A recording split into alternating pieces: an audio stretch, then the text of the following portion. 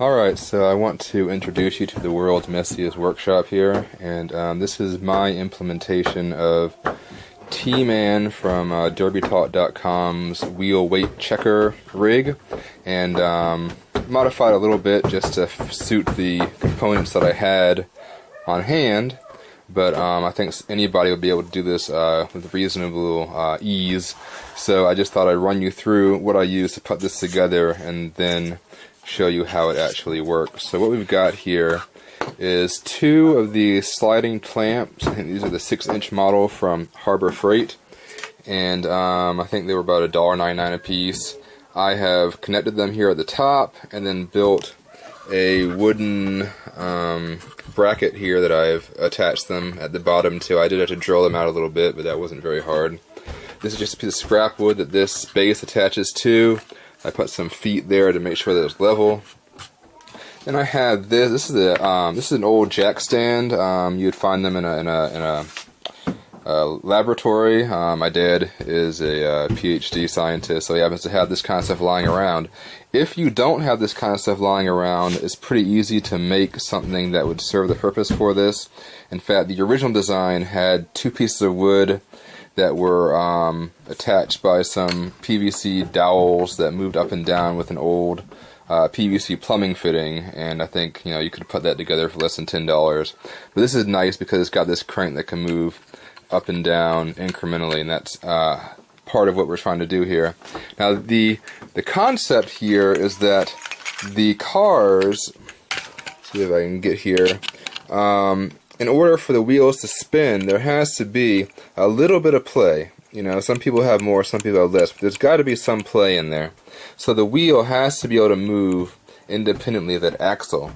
And because it can do that, if we have a way to weigh that wheel independently of the car, we can do so without removing it. So the way we do that is we actually hold the car in place with our setup here, use a small scale, and then we use something that can lift that wheel without moving the car itself. So what I've got here is a couple of washers that are glued together, and what I will do is I'm going to put this all together and show you how it works. Okay, so the first thing we want to do is get our car suspended over the platform that is going to our movable platform. So that's why I have these perpendicular sliding clamps to hold the car in place. Now, if your car has a nice flat body on both sides, it's pretty easy just to clamp it on there. If the car has a curved shape, it does require a little more doing. One thing I haven't done yet is I need to glue some foam rubber pieces to the end of these clamps so that it will give a little more give. Right now it's kind of stiff, and it means that if the car is curved, it kind of wobbles a little bit. So what I do here is I have some little foam shims on hand that I can use to fit a problematic car. Again, you don't want to do this if the car is nice and flat. For example, this is one of the current car bodies I'm working on. It's a typical wafer car, whatever you want to call it. But I can just stick that on there and slide that up, and then slide that over. Well, actually, I did that backwards. You want over here, and then slide that there, and that just stays. I don't have to do anything, and that's in there quite good. However, for a curvy car, what you just need to do is take your car, and you just need something with a little bit of give so you can kind of snug it up in there. So, put that in there, clamp that there.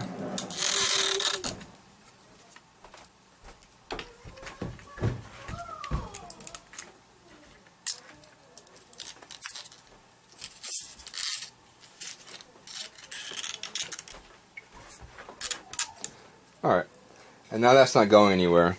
One important thing to notice is that I did not use these the actual levers on the clamps. The idea just to get it snug. I don't want to crush the car, so I don't ever actually use these. I just let go of the release and just slide it until it stays. So that car is good and suspended there. Now what I'm going to do is I need to get the scale set up to where I can weigh that wheel without moving the axle itself. So that's why I have my washers here, and what those do is it allows the wheel to get pushed up while the axle in the middle does not get affected because of the hole in the middle. So I'm going to just go ahead and put that underneath. Alright, so I have it centered under here, and I actually have the big washer on top because you want the washer to be big enough to lift the wheel without slipping, but you want the hole in the middle to be big enough to allow the axle to pass through. Alright, so I'm going to bring this slowly up, and I'm just watching the axle here for movement.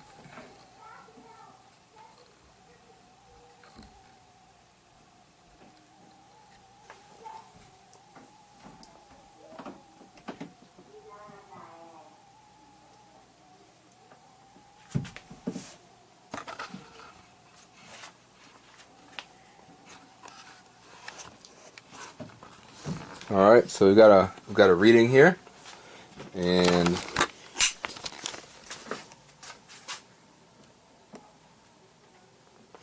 see if I get some focus on here. So we have 2.6 grams. So by our PAX rules, this would be a legal wheel. So what we're going to do is let's go ahead and pop the wheel off and double check the weight.